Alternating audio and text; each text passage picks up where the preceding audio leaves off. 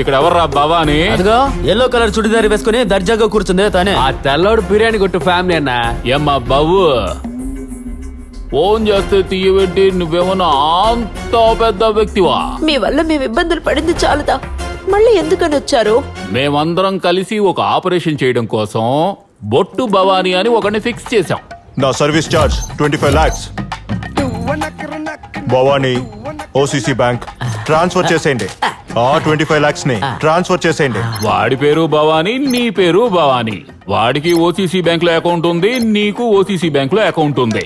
వాడి account number చివర్లో 90 తో ఎండ్ అయితే నీ అకౌంట్ నెంబర్ చివర్లో 09 తో ఎండ్ అయింది. కానీ వెనకాల ఉన్న ఈ పోరంబోకు ఆ భవానికి ట్రాన్స్ఫర్ చేయడానికి బదులు ఈ భవానికి ట్రాన్స్ఫర్ చేసేశాడు.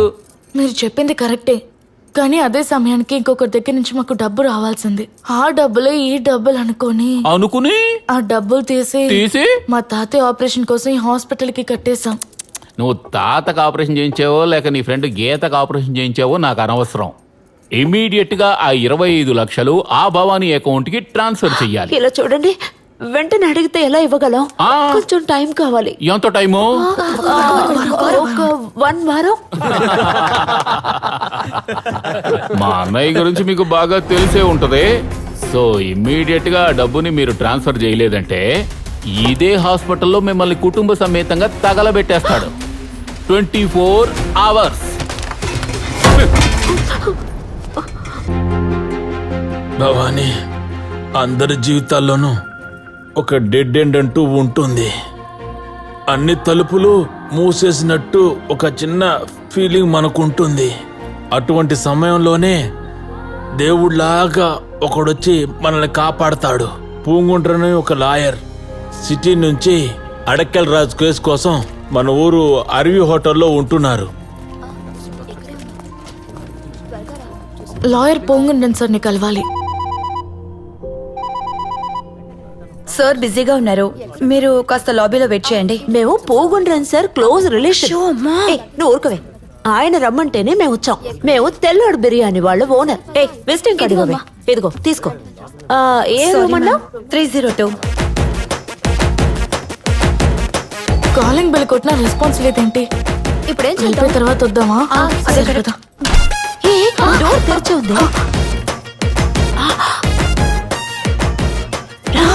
వెళ్ళి మాట్లాడు.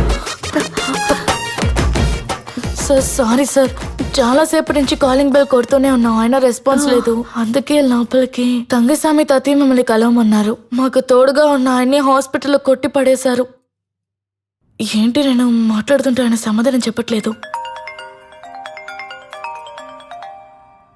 ఫోన్ రింగ్ అవుతూనే ఉంది, తీయట్లేదేంటి? ఏమైంది అతనికి? మొత్తం ఎక్కువ ఈ ఫ్లాట్ అయిపోయాడా? అయ్యో అయ్యో, సారీ సారీ.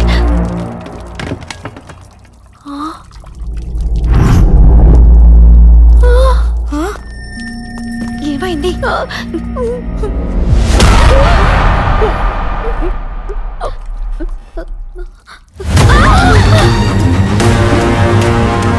అయ్యయ్యో అయ్యయ్యో అయ్యయ్యో, మనల్ని కాపాడడానికి వచ్చిన దేవుడు పోయాడే. అయ్యయ్యో, ఈ రోజు ఉదయం పేపర్లో డబ్బు వస్తుందని రాసిందే, కానీ ఇప్పుడు ఇలా శవ వస్తుందని నేను ఇప్పుడు ఏం చేయాలి? ఈ చేతులు చూడు, తలుపు తెరిచాను. పిచ్చితనం, అది నా చెయ్యి. సౌండ్ వచ్చిందంటే చంపేస్తాను. అయ్యయ్యో, ఇంకొక శవ అసలే ఇక్కడ ఉంది కదే, ఇంకొక శవ ఉంటే మళ్ళీ.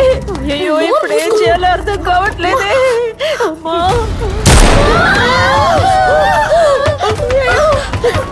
మర్యాదగా తలుపు తెరవండి. నలుగురు లోపల లేవు. మీ అందరి మొహం సీసీటీవీలో కనిపిస్తోంది. మేము దాక్కున్నప్పుడు ఎలా కనపడతాం?